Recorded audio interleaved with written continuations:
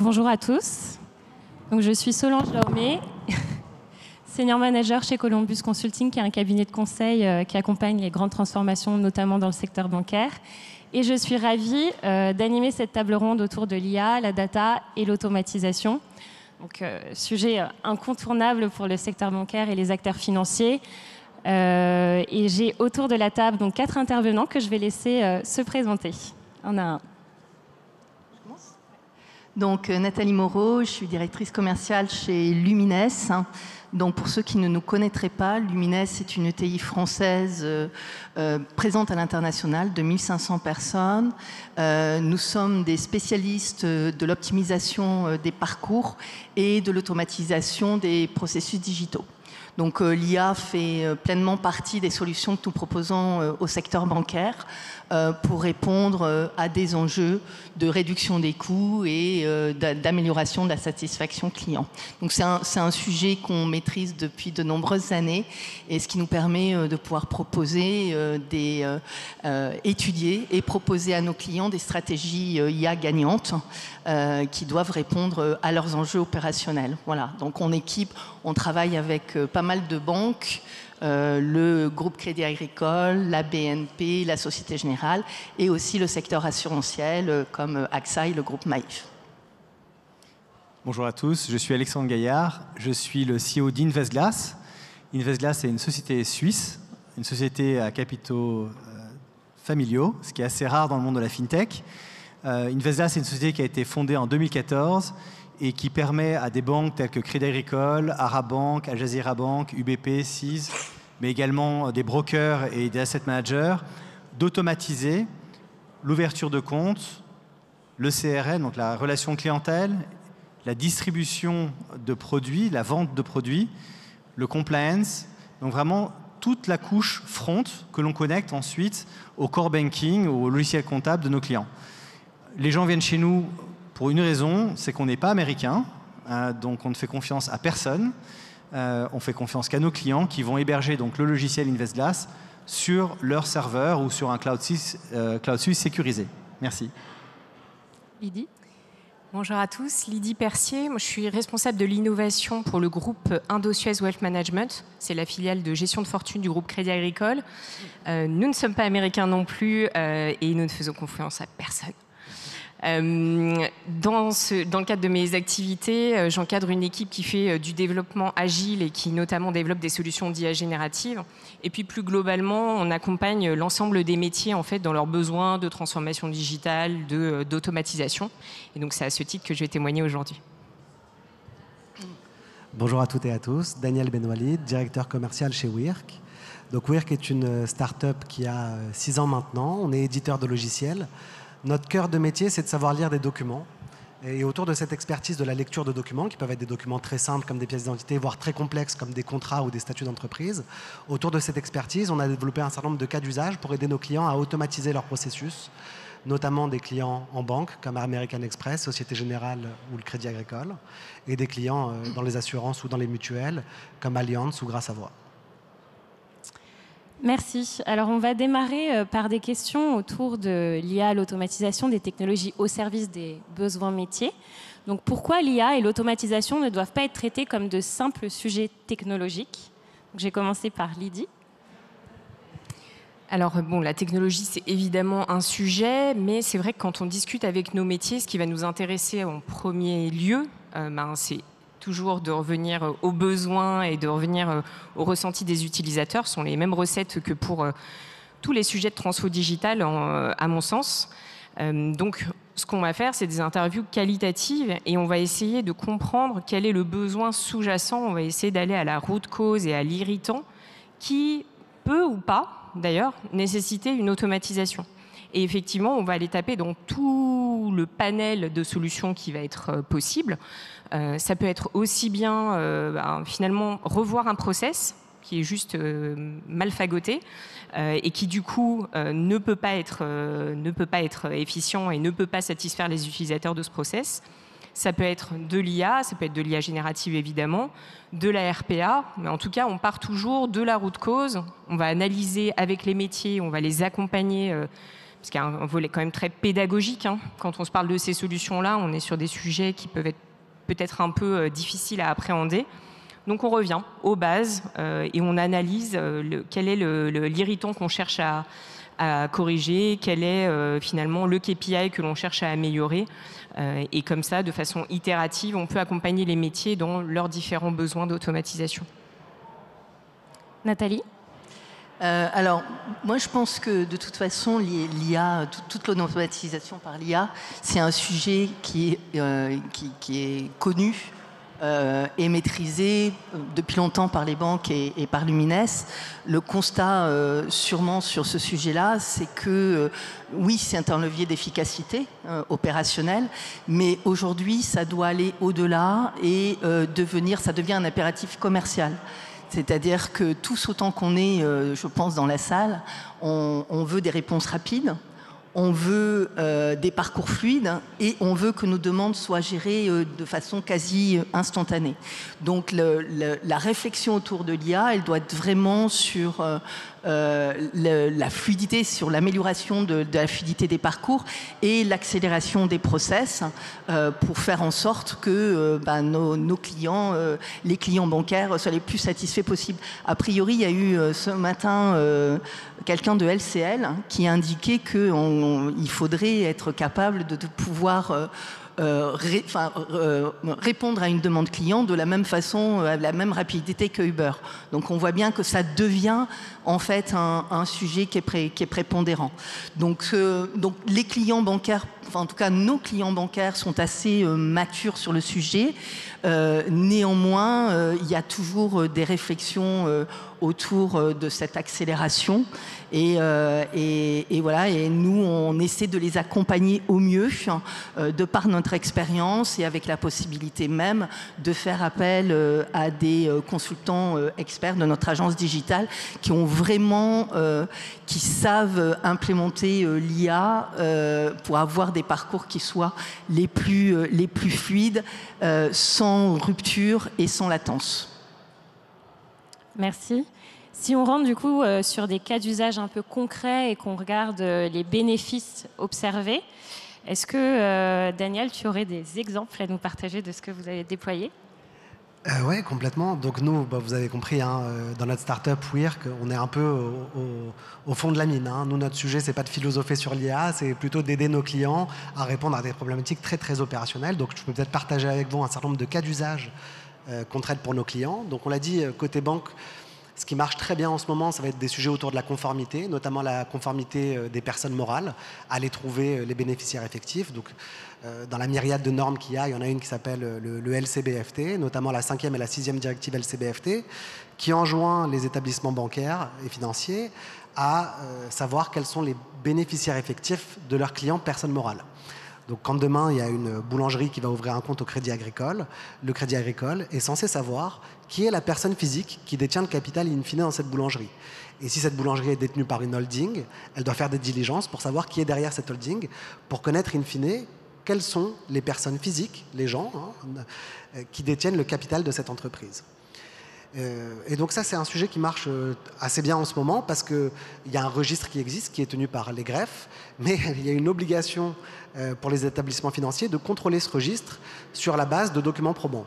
Donc ils nous demandent à nous, alors peut-être vous ne voyez pas le rapport encore entre nous, lire les documents et de la conformité, mais du coup ici on a développé toute une procédure qui va permettre simplement à partir du numéro de sirène d'aller faire l'acquisition des documents, des statuts de l'entreprise, des PV d'AG, du CABIS, d'aller lire l'ensemble des informations qui sont présentes sur ces documents. On va trouver tous les actionnaires. Si au sein de cet actionnariat on trouve de nouvelles entreprises, eh ben, pareil, on va itérer et remonter comme ça de proche en proche la chaîne de détention jusqu'à déterminer quels sont les bénéficiaires effectifs. Donc ça, c'est un premier cas d'usage qui est un peu le hit du moment parce que voilà, c'est la 6e directive LCBFT, ça fait beaucoup parler. Donc côté banque de détail, depuis maintenant 4-5 ans, on a des clients et des demandes sur le sujet. On a maintenant des assureurs qui arrivent aussi sur ce sujet-là. Peut-être pour vous partager un deuxième cas d'usage, un poids différent. On travaille avec des mutuelles. Donc quand vous allez par exemple consulter un médecin ou un ostéopathe, vous allez envoyer votre facture à votre mutuelle. Vous allez l'envoyer par courrier, par email ou directement à travers le self-care. Traditionnellement, cette facture, elle va être traitée par un gestionnaire. Et donc, avec les solutions qu'on propose, notamment chez Wirk, en tout cas d'usage d'automatisation, c'est qu'on va prendre cette facture. On va détecter si elle est fraudée ou pas, au sens de si elle a été photoshopée. Donc, on va vérifier les contrastes, les ruptures de lignes, les typographies, etc. 2, on va extraire l'ensemble des informations de cette facture pour qu'elle puisse passer directement au remboursement sans passer par la case gestionnaire. Et 3, on va quand même contrôler une deuxième fois la fraude avec des contrôles de cohérence. Typiquement, pour la facture d'ostéopathie, on va vérifier si le praticien existe, est-ce qu'il est bien enregistré avec son numéro ADELI, quelle est la distance géographique entre le praticien et l'assuré. Si c'est plus de 70 km, on va lever un petit flag à notre client. Et donc voilà, il y a comme ça une multiplicité des cas d'usage. Et encore une fois, nous, de manière très modeste, on est plutôt côté production. Hein, c'est pas l'IA qui va révolutionner la vente, etc. Nous, c'est vraiment plutôt l'IA qui va permettre d'améliorer les procédures et les processus. Merci. Alexandre ? Alors, si je reviens sur le titre, la banque performante, il y a aussi peut-être la banque pertinente. C'est-à-dire que quelle est la nature du service qu'on va vouloir rendre avec l'intelligence artificielle? Je prends l'exemple de Crédit Agricole Nextbank en Suisse, qui n'utilise pas d'IA, mais qui utilise des workflows très très poussés. En Suisse, on parle 4 langues, ils ont un réseau, un maillage d'agences qui est extrêmement important. Leur problématique, c'est lorsqu'ils ont originé un prêt hypothécaire à travers notre système et que le prospect provient d'Instagram, être sûr qu'il n'y a pas eu de déperdition dans la data pour ensuite transmettre l'opportunité de ce prêt hypothécaire au bon collaborateur dans l'agence qui est disponible, qui parle la bonne langue, qui connaît le produit et qui va pouvoir rapidement interagir. Donc là, il y a tout un maillage d'automatisation où il n'y a effectivement aucune intelligence artificielle.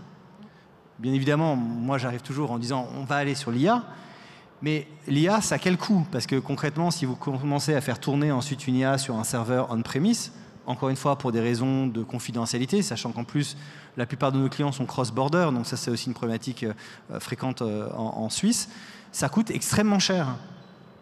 Donc on peut être super rapide, mais peu pertinent. On peut être super rapide et pas très efficace. Donc quelle est la vraie performance de l'intelligence artificielle?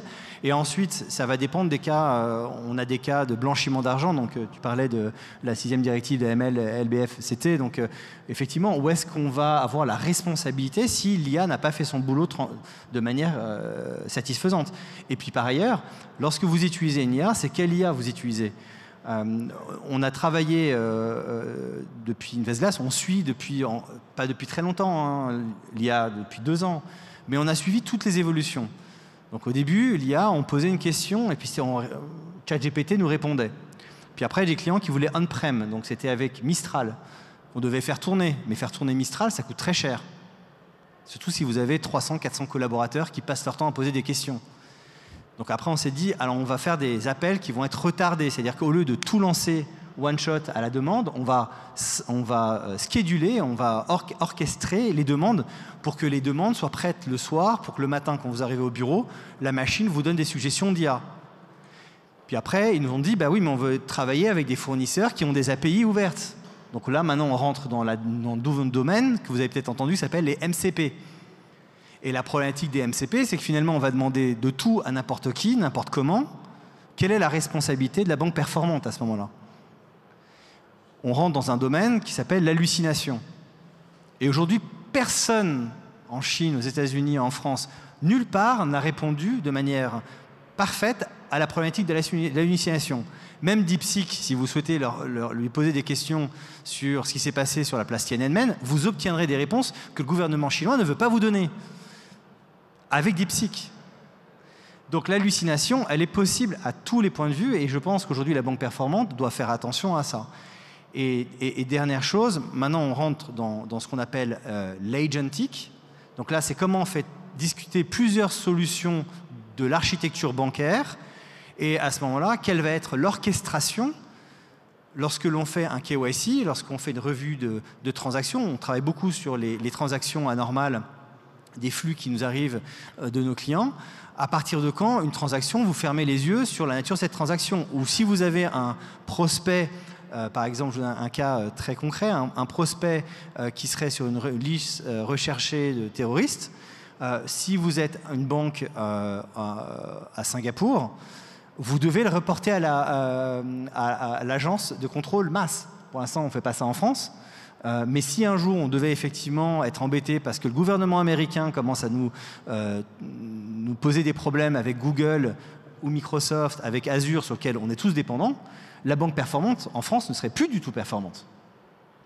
Donc voilà, je pense que c'est des éléments qu'il faut prendre, et encore une fois, ça avance très très vite. On a les agentic, maintenant les codes sont en open source, donc la banque performante aussi, c'est la banque qui sera en mesure d'aller chercher du code open source.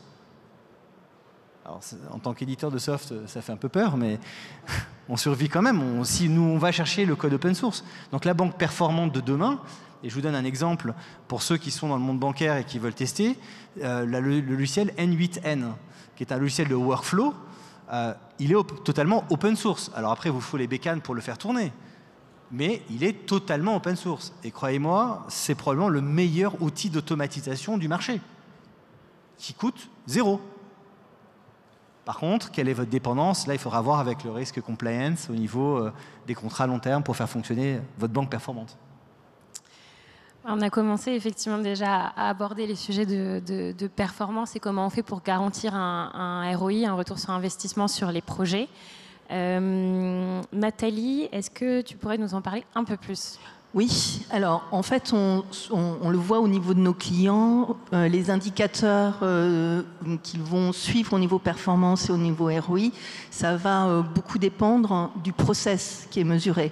C'est-à-dire qu'on ne va pas mesurer les mêmes indicateurs pour un parcours d'entrée en relation que pour un projet de remédiation KYC.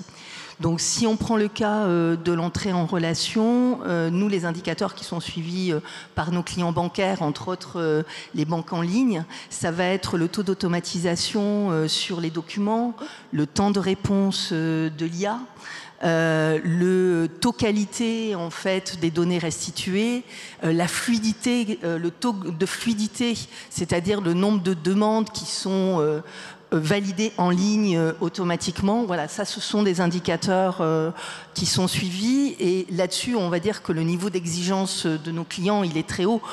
Aujourd'hui, on est tous obligés d'avoir des IA qui répondent en moins de 10 secondes, des niveaux d'automatisation au-dessus de 80%. Donc ça, ça devient plus que la règle, évidemment. Et même, il peut y avoir des niveaux d'exigence au-dessus. En banque en ligne, on peut très bien avoir un client, et on a le cas d'un client qui veut avoir 100% de résultats. Donc là, on voit bien qu'on est à la limite de l'IA. L'IA, on ne sera jamais à 100% de résultats. Donc ce qu'on a fait pour des clients de ce type-là, c'est qu'ils peuvent avoir accès à nos opérateurs qui sont capables d'intervenir en moins de 5 minutes, en 24/7. Voilà, week-end et jours fériés compris. Donc on voit que là, on est sur un niveau d'exigence haut et qui correspond à ce que demande LCL. Voilà, je ne sais pas si LCL est dans la salle, mais on sera ravis d'en parler.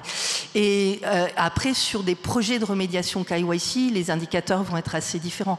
Sur un projet de remédiation KYC, ce qui va surtout être suivi par nos clients, c'est le taux de remédiation, c'est-à-dire combien de dossiers vont être complets au titre du KYC. Après, pour le ROI, il vient aussi de notre capacité, nous, à automatiser tout le process vraiment de bout en bout et de pouvoir réduire le temps de traitement, puisqu'on est capable de réduire le temps de traitement sur ce type de dossier par un facteur 2 à 3 par rapport à un processus manuel. Donc là, on voit que, alors c'est particulièrement vrai, Daniel en parlait tout à l'heure sur évidemment tout ce qui est personne morale, qui est extrêmement chronophage pour les directions conformité. Voilà un peu quelques exemples, on va dire, d'indicateurs qui peuvent être suivis par nos clients bancaires. Lydie, est-ce que tu souhaites compléter ?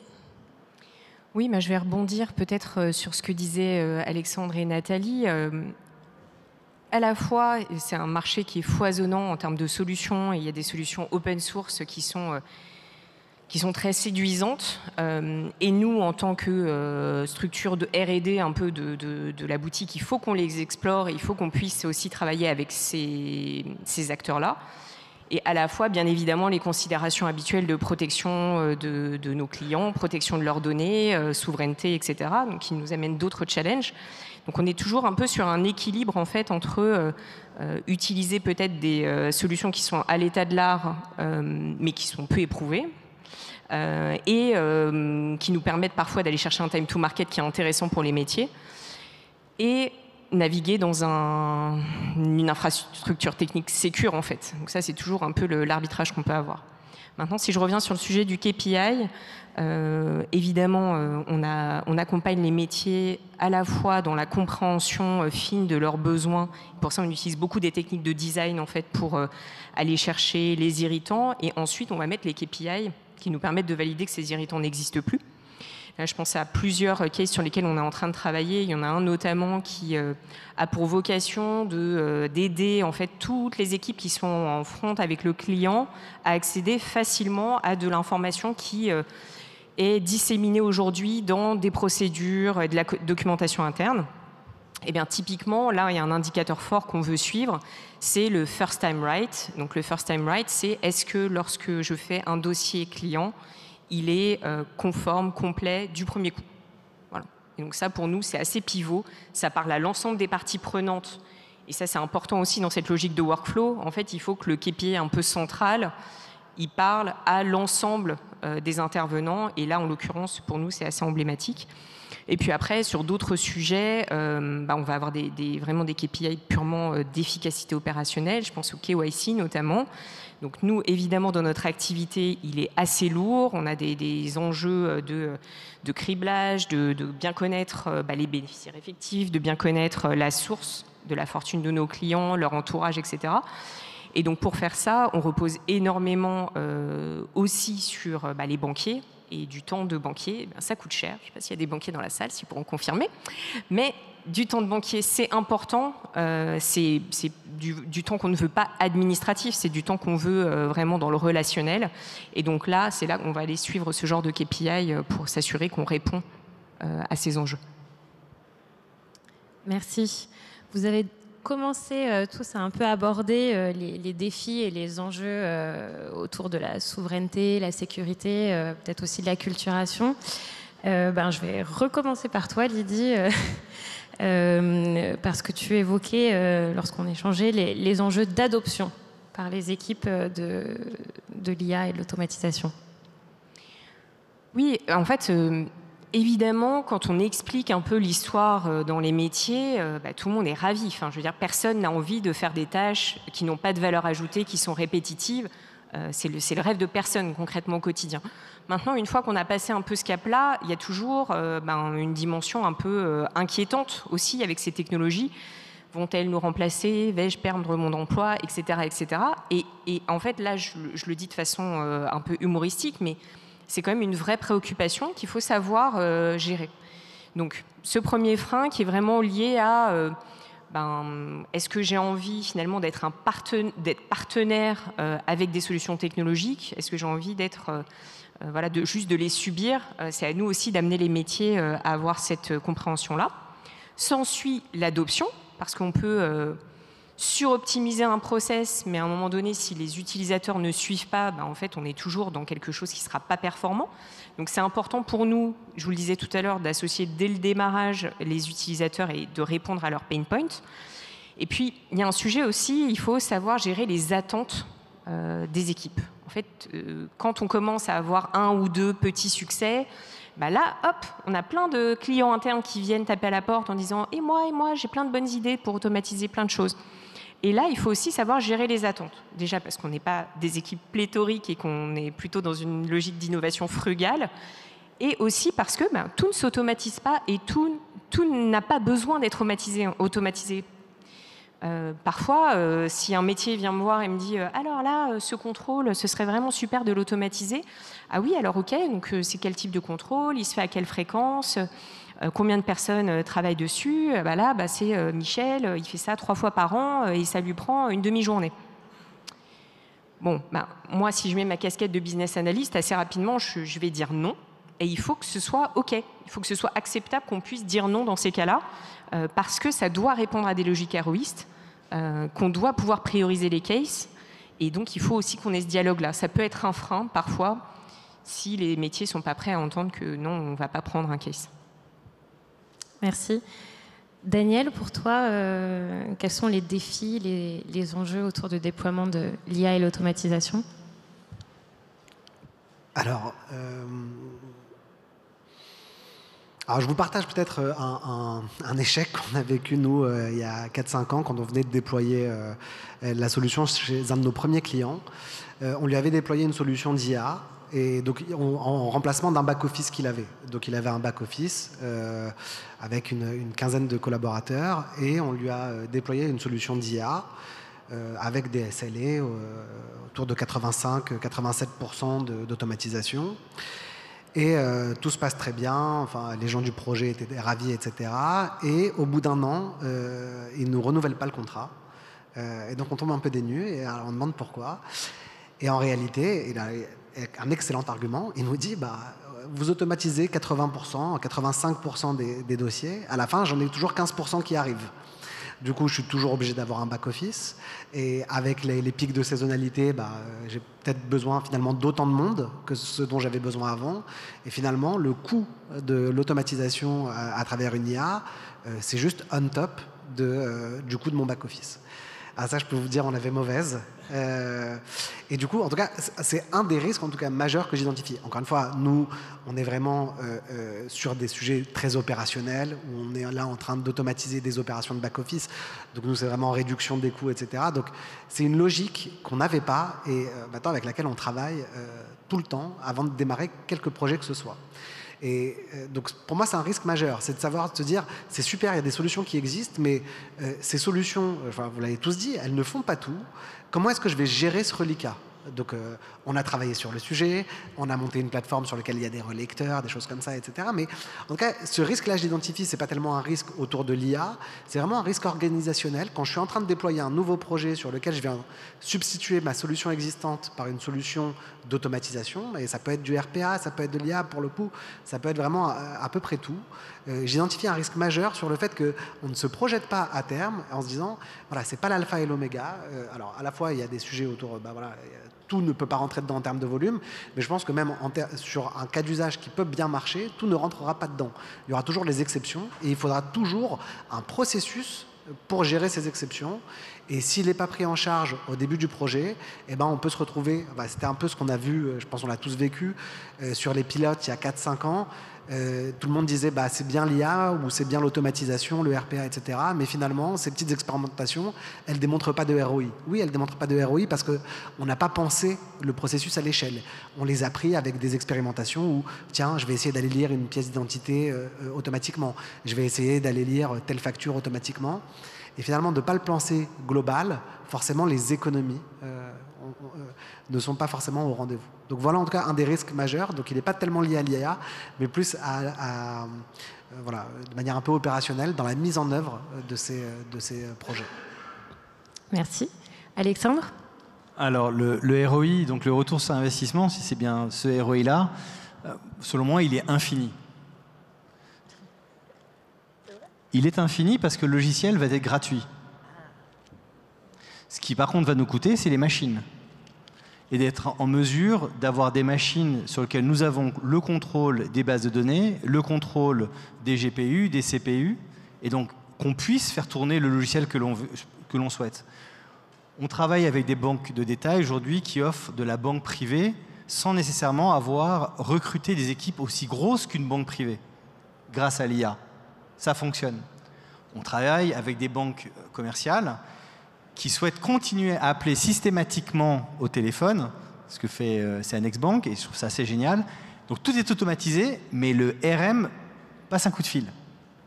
Perception de la valeur ajoutée, perception du service client, maximum, parce qu'on a un contact humain. Les autres ne le font pas, différenciant. C'est un peu comme brick and mortar avec Amazon. On fait des magasins, brick and mortar Amazon. Les gens ne sont pas habitués, ils viennent. Et ça marche très bien, je crois, pour la Suisse. Pour la banque privée, la même chose. Il y a des banques privées, vous n'avez pas nécessairement les talents pour vous faire des propositions d'investissement avec au moins 2 métriques de risque dans le monde MIFID, et en fait, si vous le faites correctement, plutôt une douzaine de métriques de risque. Aucun cerveau humain ne fait ça, et je suis quasiment certain qu'aucun d'entre vous n'est vraiment content de sa banque ou de sa banque privée. Sauf si quelqu'un lève la main en disant « je suis super content, j'adore ma banque privée », mais là, pour l'instant, je vois aucune main. Donc, c'est qu'il y a vraiment un souci d'intelligence artificielle, parce que l'humain n'est pas en mesure aujourd'hui de répondre à une attente, et tout le monde ici a une attente de savoir comment on va investir notre PEA, notre PEL, notre économie. Donc ça, c'est sur la partie intelligence artificielle. Le gros risque que je vois, c'est la dépendance aux solutions américaines. Solutions chinoises, j'en parle pas. Huawei a essayé, pour l'instant, Huawei n'est pas vraiment rentré sur aucun marché, peut-être des niches en Europe. Mais sur la solution américaine, c'est un vrai risque.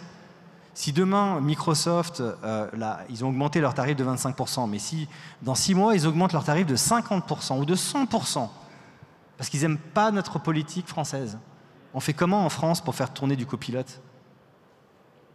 Il faudrait des machines. On fait comment pour faire tourner de l'Azure? Il nous fera des machines. Donc, pour moi, le vrai risque, à terme, c'est ça. Alors, on reviendra, entre guillemets, à la méthode ancienne, avec des bons outils d'automatisation, des bons processus bien carrés. On vérifiera que le SIRET ou le LEI existe. S'il n'existe pas, on passera ensuite par un traitement humain. Et là, il y aura d'autres voies. Donc, je pense que le ROI, pour moi, il est infini.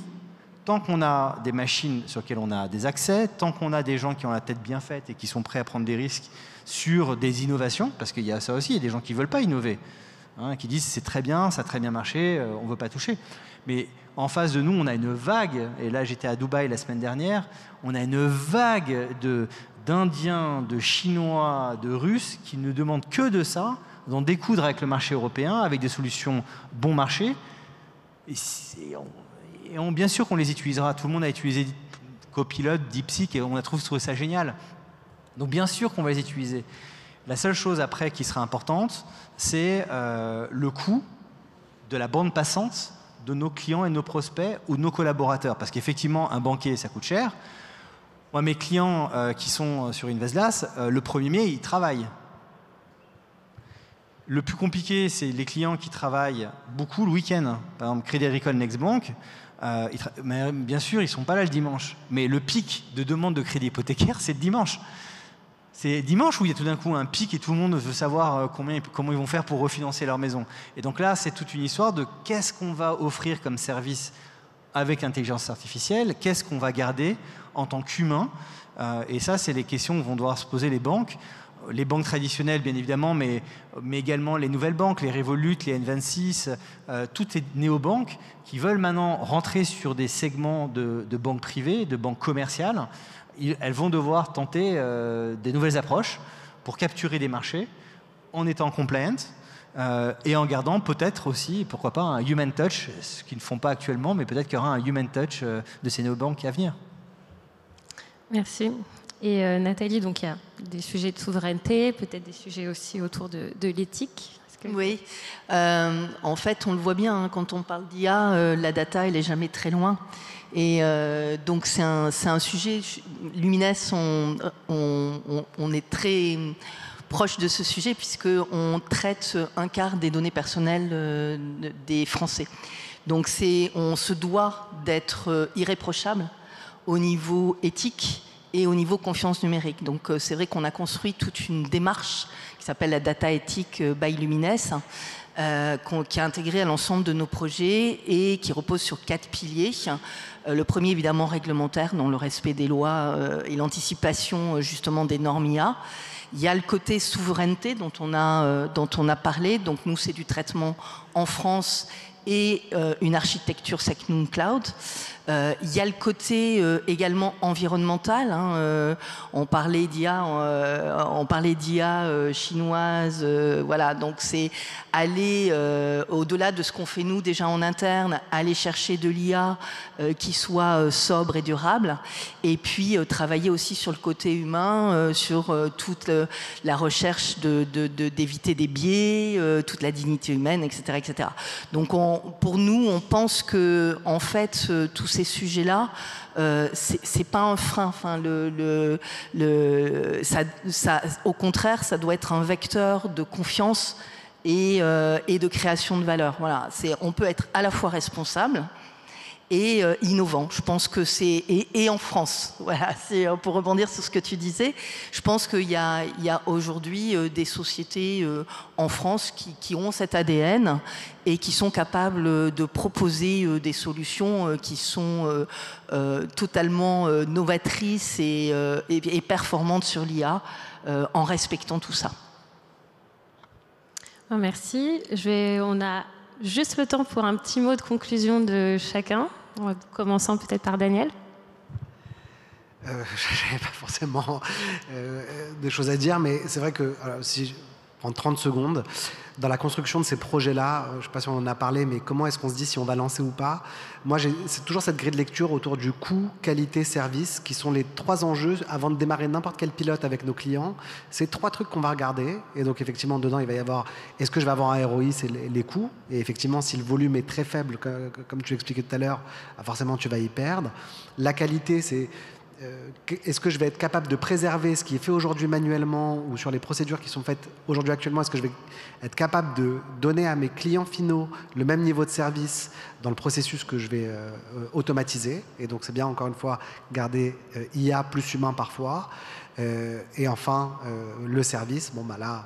Normalement, c'est fait pour, et c'est ce qu'on cherche à optimiser toujours, que ça peut être le temps de traitement, l'absorption des pics saisonniers. Par exemple, vous avez à un moment un grand pic saisonnier. Et donc, peut-être si c'était partagé avec vous en mot de conclusion, gardez à l'esprit ces 3 mesures avant de démarrer un projet d'IA ou pour le calibrer, pour savoir s'il est ou pas rentable.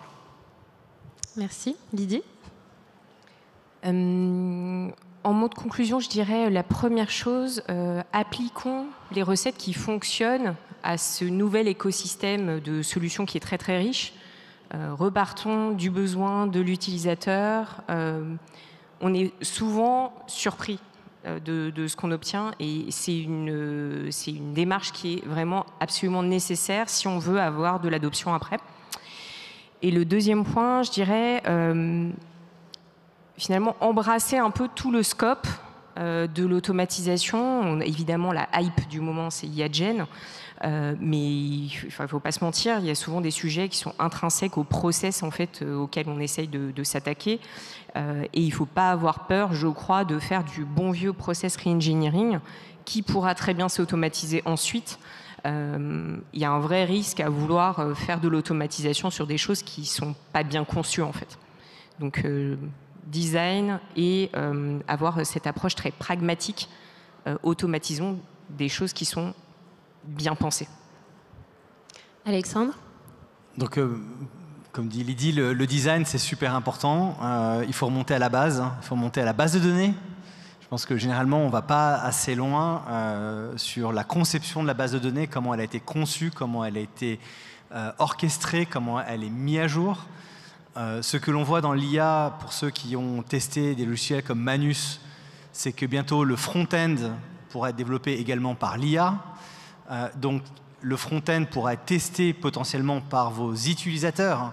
Et donc ça veut dire que potentiellement à terme, dans quelques années, même peut-être moins, ce sont nos banquiers qui potentiellement pourront imaginer les processus avec la sensibilité qu'ils ont des interactions avec les clients.